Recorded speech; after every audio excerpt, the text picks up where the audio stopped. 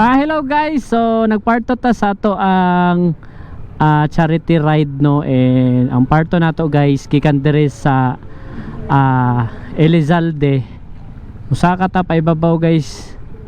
Try nato kung padol tagamay dito sa nalandslidean.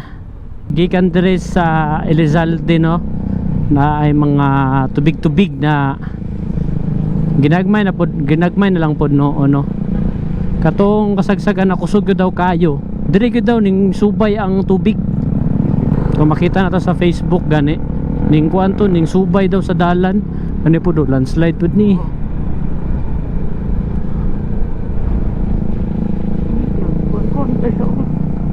Malikiunan sa han. Kanso to bato. Ani po landslide. After nato sa Elizalde guys, subay-subay lang ta, and ambot o kaning rough road sakop na ba ni sa Tagbaros or sa Elizalde pa ni. Dire ko atong nagpicture, nag-challenge ko na kasi makatagna. Kung asa ko dirito na side. Napay salin-salin gamay guys na mga ano, tubig, tapos mga graba, mga bato-bato. Ikan yata ni sa taas or sa sapa. Pag itubig gamay guys. Pag yung mga nagkuhan-kuhan ng mga balas-balas oh. Dirito nagsubay ang tubig at makita nato sa ano, mga upload sa Facebook. Ang tubig ning subay sa dalan. Agoy, basig dito kasulod guys. Dito tataman. Natakaroon diri sa atubangan sa Tagbaros na Barangay Hall. Asa sir? Lake Leonard. War down? Lake Leonard. Oh, tungod na tong paglinog ganina? Oo, mo na tingali. Ay mo?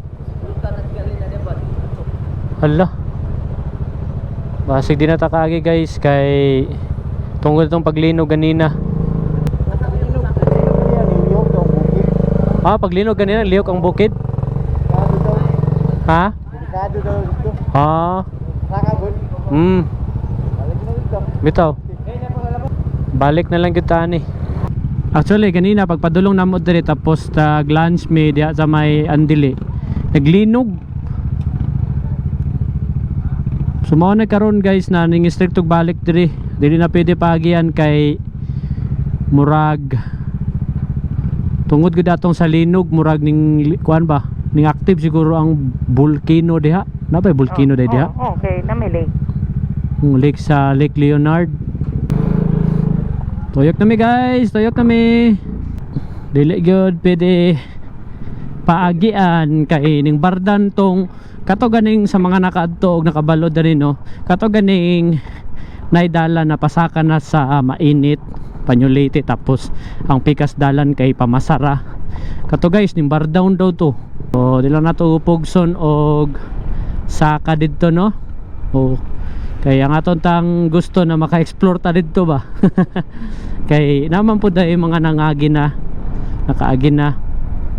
So pero kasagaran gina-allowed lang nila mga motor karon pati motor wala na nagapasulod. Even ang mga residente dira sa ibabaw sa Nulite gyud napugngan lang sa nila og pasaka. So ato lang ato ang exploration karong adlaw guys. So kaniyo ma-imagine yun kaniya mong ginadaagi karon dire. So puno kani siya og tubig, nag-agas na mga tubig, nagdagayday ng mga tubig. Kunya nay sagol bato og balas ba, no? Ma-imagine mo na. Tapos gabi pag yun medyo kulba gud siya no. Gani kay nanay mga government officials. Kusog pagod gihapon ng tubig oh.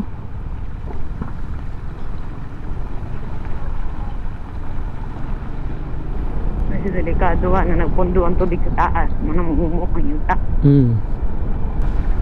Kusog gihapon ng tubig oh. Isa pod na sa rason na muguba og kanang dala na semento kay tungod sa tubig.